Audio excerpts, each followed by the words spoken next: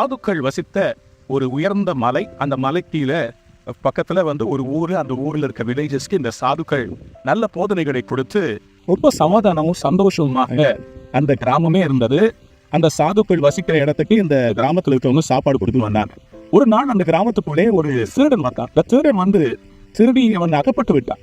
அவனை பிடிச்சிட்டு அந்த கிராமமே சேர்ந்து அவனை கொன்று விடலாம் என்று யோசிக்கும் போது அந்த சாதுக்களுடைய தலைவர், அந்த பிரதானமா இருந்த அந்த சாது அந்த மாங்க், அவர் சொன்னாரு, இந்த மனிதனை விட்டு விடுங்கள், இவருக்கு ஒரு வாய்ப்பு கொடுக்கலாம்.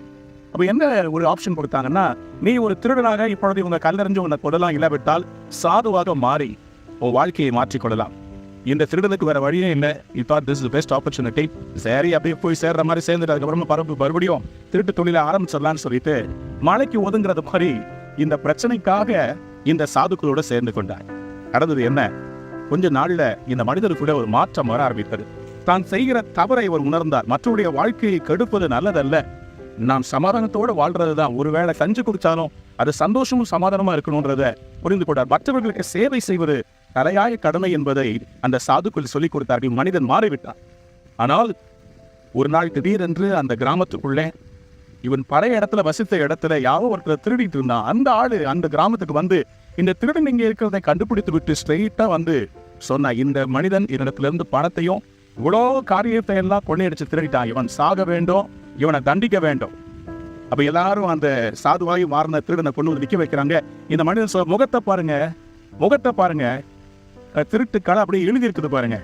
இப்போ எல்லாரும் சொன்னாங்க, ஆமா ஆமா ஆமா, இந்த உலகத்தை எப்படி தெரியுங்களா, யாராவது ஒருத்தவங்க எதையாவது பேசினா உடனே எல்லாம் ஆமா சாமி போடுறதுக்கு நிறைய பேர் இருப்பாங்க. ஆனா இந்த பிரதான சாது சொன்னாரு, ஐயா முகத்தை பார்க்காத, அவன் மனசுல என்ன மாற்றம் வந்துச்சுன்றதுக்கு நாங்க தான் அட்டாச், அங்க கூடவே இருக்கிறோம்.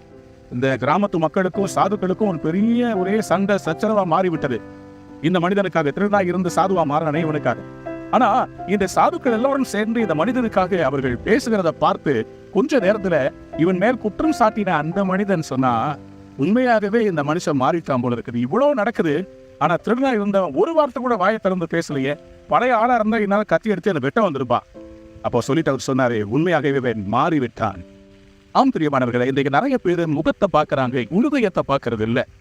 கடவுள் எப்படின்னா மனுஷனுடைய பார்க்கிற பார்வையில பார்க்கறது இல்லை, இருதயத்தை பார்க்க. இன்னைக்கு உங்களை உலகம் தவறா தீர்ப்பளிச்சிருக்குதுல்ல.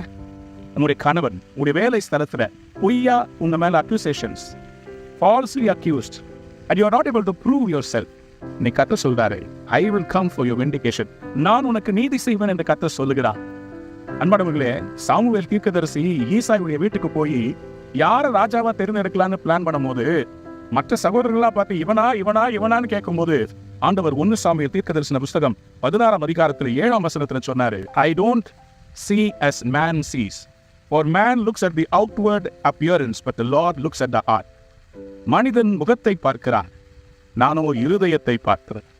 உங்க இருதயத்தை நீங்க எவ்வளவு கஷ்டப்பட்டீங்க, உங்க பிள்ளைகள் இன்னைக்கு உங்களுக்கு உறவா பேசிட்டாங்கன்னு மனம் உடைஞ்சிருக்கிறீங்க, உங்க கணவர் உங்களுக்கு அன்பு செலுத்தாம உங்களை நேசிக்காம பேசின வார்த்தைகளை உடைந்து போயிருக்கிறீங்க. God wants to let you know, man looks at your appearance, but God looks at your heart. வெள்ளை கலர்ல நீங்க இல்லாம இருக்கலாம், அழகான முகம் இல்லாம இருக்கலாம், ஆனா உங்க இருதயம் அழகா இருந்தா கர்த்தர் உங்களை ஆசீர்வதிப்பார். God is going to fight your battles. ஆண்டவர் உங்களுக்காக நீங்க இழந்ததெல்லாம் திருப்பி கொடுக்க போகிறார். அலைந்து திரிந்து கொண்டிருந்த தாவீதை ராஜாவாக மாற்றினவர். உங்களுக்கு சீக்கிரமா ஒரு மேன்மை வரப்போகிறது. எந்த இடத்துல வெட்கப்பட்டீங்களோ அதே இடத்துல கர்த்தர் உங்களை உயர்த்த போறேன். எனக்கு பின்னாடி இருக்கிற அழகான நீரூத்த பாருங்க. இது மாதிரி உங்களையும் இந்த மனசையும் ஓங்கி கழிவுற வைக்க போகிறார். இதுதான் உங்களுக்கு தீர்க்க தரிசன வார்த்தை. மனுஷன் பார்க்கிற விதமாய் பாரு, மனுஷன் முகத்தை பார்க்கிறார். 1 சாமுவேல் 16:7 நானோ இருதயங்களை உன்னுடைய இருதயத்துல நீங்க எடுத்த பொருத்தனையை பார்க்க உங்களுடைய ஆசீர்வதிக்கிறார். நீங்க பழைய மனிதன் அல்ல, you are new being. Today is a new day, new beginning. God bless you. Have a wonderful day.